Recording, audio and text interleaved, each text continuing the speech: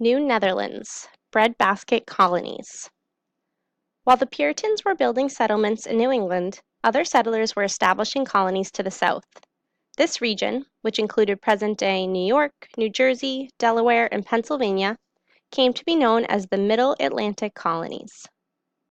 The first settlers in the Middle Atlantic region discovered that when the land was cleared of trees and rocks, it was good for farming. The climate was also good for growing crops. The summers were long, and the amount of rain each year was just right for crops such as wheat, corn, and rye. In fact, the Middle Atlantic colonies produced so many crops used in making bread that they came to be called the breadbasket colonies. The region's rich resources attracted people from many European countries and people of various religions. New Netherland. Not long after the English started colonies in North America, the Dutch began to build settlements in their own colony, called New Netherland. They settled in parts of what are today New York, New Jersey, and Delaware. Fast fact: Manhattan Island was bought from the Manhattan Indians for goods worth 60 Dutch guilders, or about $24. The Dutch came to the area because the explorer Henry Hudson had claimed it for their country, Holland, in 1609. A few years after Hudson's visit, the New Netherland Company established several trading posts in the Hudson River Valley. In 1621, the Dutch West India Company took control of trade in the area. The first Dutch settlers arrived 3 years later. Some were sent to a fort on the Delaware River, and others sailed to a fort on the Hudson River. In 1626, the Dutch began building a fort and laying out a town on Manhattan Island in New York Bay. They called the settlement New Amsterdam. And that same year, Peter Minuit, one of the directors of the New Netherland colony, bought Manhattan Island from the Manhattan Indians. During the next few years, New Amsterdam grew and became the capital of New Netherland. The Dutch built other settlements that would one day become Brooklyn, Kingston, Rensselaer, and Schenectady, New York. The Dutch welcomed settlers to the New Amsterdam from many countries. People from Belgium, Denmark, France, Italy, and Spain all made their homes there. Among these newcomers was the first group of Jews to settle in North America.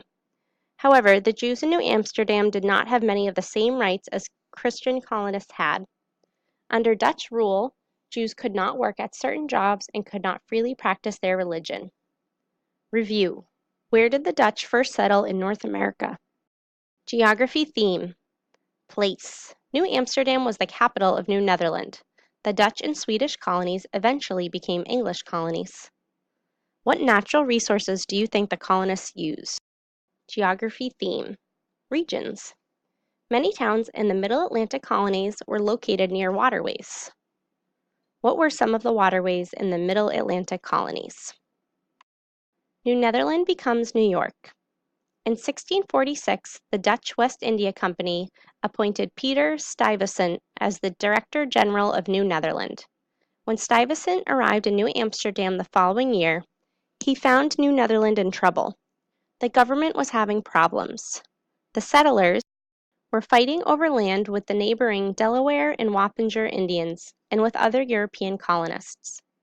Not long after he arrived, however, Stuyvesant helped resolve the conflicts over land. Stuyvesant's strong way of ruling helped solve some problems, but it created new problems between him and the colonists. The colonists wanted more voice in their government, which Stuyvesant would not allow. Despite such disagreements, the colony prospered under Stuyvesant's leadership. He expanded New Netherland into what is now New Jersey. Then he pushed south into what is now Delaware, taking over the small colony of New Sweden in 1655. Swedish settlers had founded the colony in 1638. It was chiefly a group of trading posts built around Fort Christina, where today Wilmington, Delaware stands. Even though the population of New Netherland remained small, the English still thought that the Dutch colony prevented their own colonies from expanding. This was one reason King Charles II of England declared war on Holland. The king then told his brother, James, the Duke of York, that he could have the Dutch colonies if he could seize them. Caption. This Quaker meeting house was located in New Jersey. Chests, above, like this one, could often be found in Quaker homes. In 1664, English warships sailed into the harbor at New Amsterdam. Stuyvesant tried to get the Dutch settlers to fight the English, but they refused.